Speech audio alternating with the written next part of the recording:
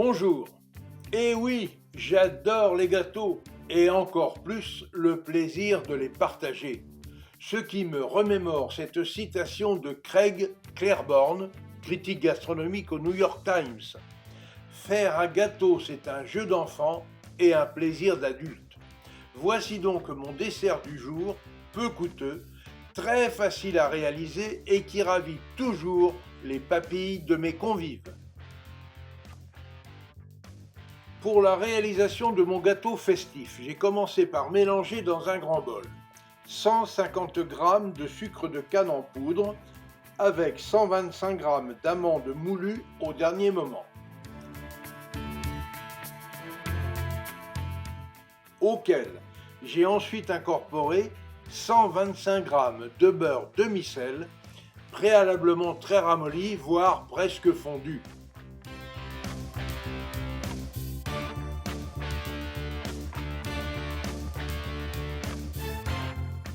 J'ai ajouté ensuite à cette préparation 3 œufs entiers bio que j'ai préalablement battus au fouet.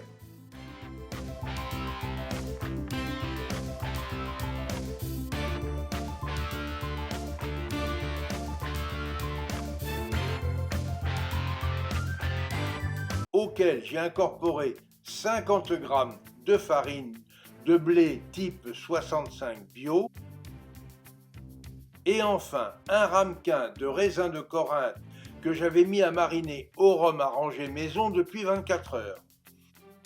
Et j'ai continué à bien mélanger tous ces ingrédients jusqu'à obtenir une pâte parfaitement homogène.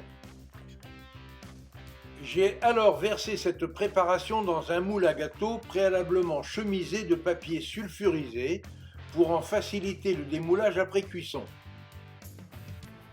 Et j'ai enfourné mon futur gâteau festif pour 25 minutes dans le four préchauffé à 180 degrés. À la sortie du four, j'ai laissé refroidir tranquillement ce gâteau avant de procéder au glaçage royal.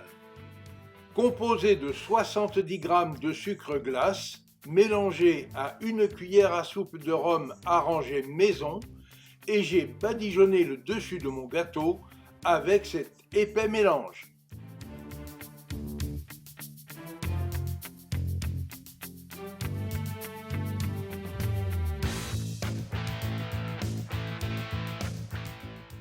Le temps que le glaçage royal se raffermisse, j'ai taillé quelques petites clémentines en tranches fines avant de les poêler avec une noix de beurre doux, puis, afin de les confire, de les arroser d'un excellent miel de ronces du rucher de l'Oriole de Françoise Romanzin à Montèche en Tarn-et-Garonne.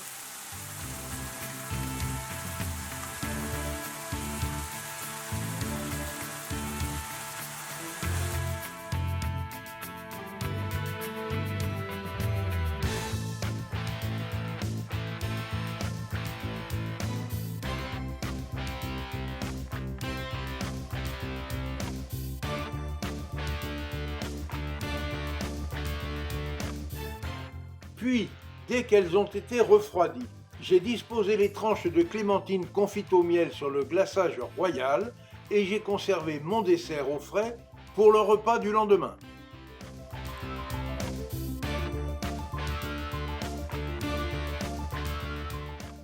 Le jour du service, j'ai fait un tour dans mon jardin afin d'y cueillir quelques fleurs pour agrémenter mon gâteau, que j'ai également parsemé de graines de pavot. En effet, rien de plus facile que de créer des décors en fonction de ses envies.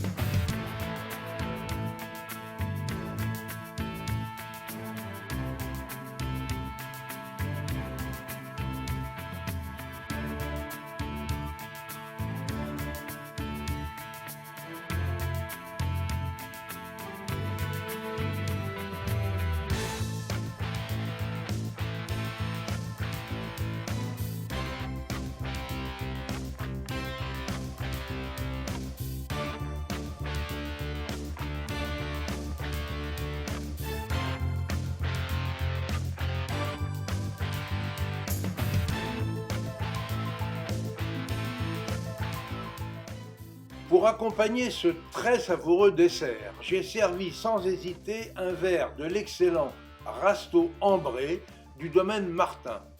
En effet, j'adore ce vin doux naturel 100% Grenache,